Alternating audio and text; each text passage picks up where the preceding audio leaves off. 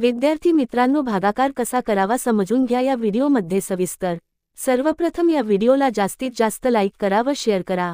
चला तर सुरू करूया। भागाकार करण्यासाठी भाज्य संख्येला भाजक संख्येने भागाकार चिन्हाच्या भागिले मदतीने भागले जाते।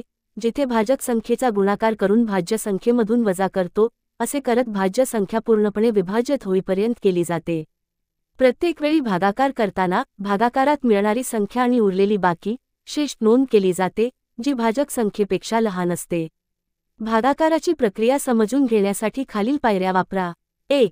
संज्ञा समजून घ्या। भागाकार क्रियेत भाज्य ज्या संख्येला भागायचे आहे, भाजक ज्या संख्येने भागायचे आहे, भागाकार भागाकारानंतर मिळणारा गुणाकार आणि शेष उरलेली संख्या या संज्ञा महत्त्वाच्या असतात।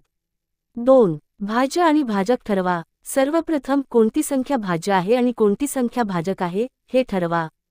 3. भागाकाराची सुरुवात करा। भाज्य संख्येतील पहिला अंक भाजकाने भागला जातो किंवा 2-3 अंक घेऊन भागले जातात।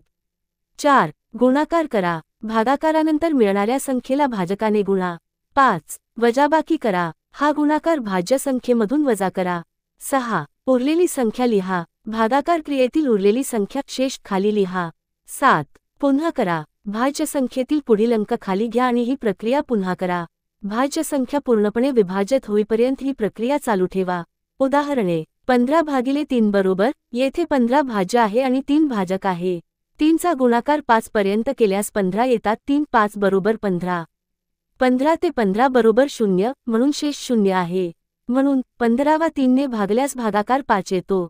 अशा प्रकारे हे सूत्र जर समजून घेतले तर आपणास भागाकार सहजरित्या समजू शकतो।